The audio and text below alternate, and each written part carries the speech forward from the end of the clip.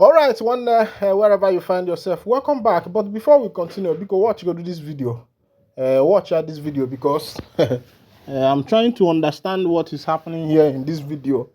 Whether this is a church or whether is because, but from what I'm looking at, it looks like a church, and there is a pastor there preaching. Nah, but they are attire the kwegwu. They are attire the kwegwu. See the boys, see the women, everybody's tying scarf, and the rest of them. I wonder the kind of churches that are coming up these days. Yeah? But meanwhile, um, they say it's freedom of worship where people are free to, go for their worship or whatever they want to worship. I don't understand. But one thing I want you to see about the video is the funny part of the video. You know how the people are dressed and the rest of them, everybody is on white. Even the men and the women are tying scarf. Nsogbu akara ọkụ n'elu ụwa, everybody is fighting to how to survive. Meanwhile, Ngozi Oraboys has something to say. Listen to her. On the bill. All the state administrators, all the 40 state administrators' name in Biafra land will be changed to governors. All the 40 state administrators, from today, their name will be state governors. Governors in all the 40 states of Biafra starts from today. And all the departments under each state is going to mimic the federal structure we have on the cabinet departmental heads.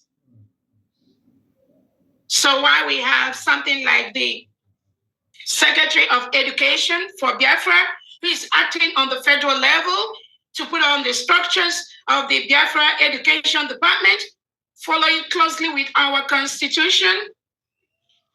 In the United States of Biafra, we are going to have the same position as Commissioner for Education of the state.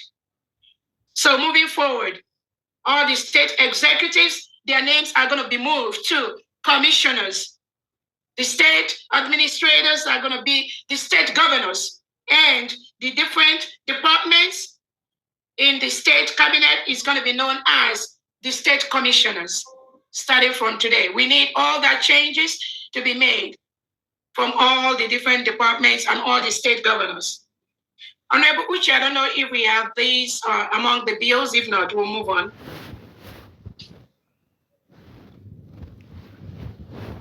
Yes, we do. So we're posting that on the chat section. On the chat section? Okay. Did you just post that one? On the chat section? If we add it to the 94, that gives us, hold on, go ahead. That gives us the number, and that gives us the majority of this. So thank you so much, everyone. Please stop voting. We're done with this voting.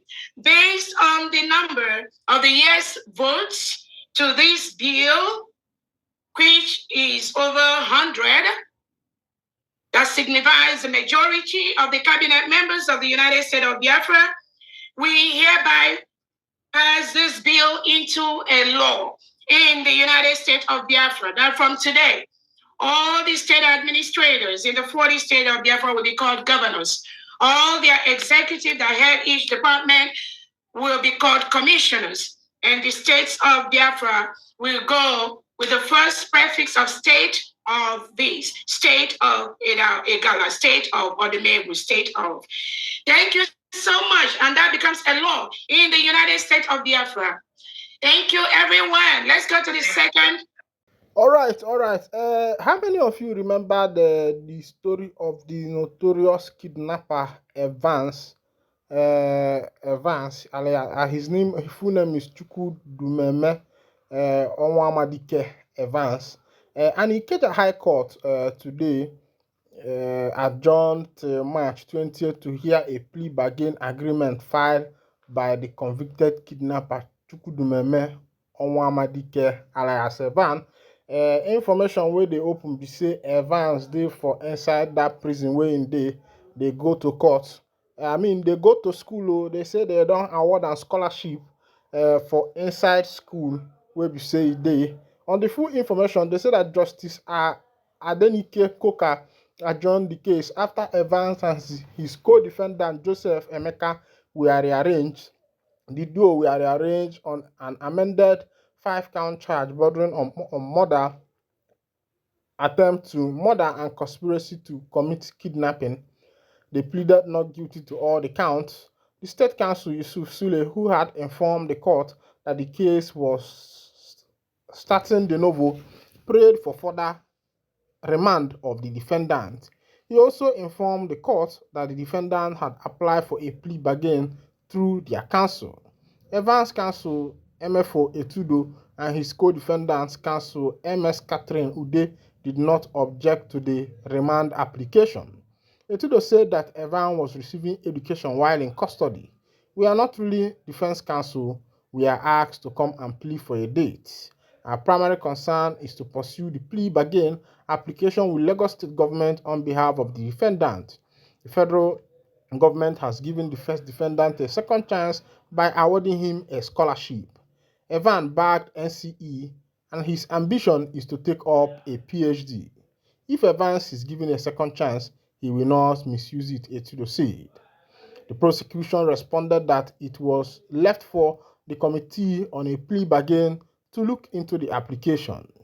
Justice Coker acknowledged the receipt of Evans' plea bargain application. She said that the defense counsel gave his client good advice by seeking a plea bargain over his outstanding cases. Coker thereafter adjourned the case until March 20th for a report on the plea bargain application. The News Agency of Nigeria reports that on November 21st, 2024, the court said that the Lagos State Office of Public Defender, OPD, might represent Evan because his counsel has been absent on several adjourned state dates. NAN also report that the prosecution had informed the court on May 11, 2024, that the defendant had applied for a plea bargain agreement. The prosecutor, however, said the plea bargain terms were being considered by the Attorney General of Lagos State, Lawal Pedro. NAN also reported that Evan was convicted and jailed for extensive kidnap activities. In February 2022, an Ikeja High Court judge, Hakeem Oshodi, sentenced him to life imprisonment for the kidnapping of Chief Donatus Dunu, the Chief Executive Officer of Maidon Pharmaceutical Limited.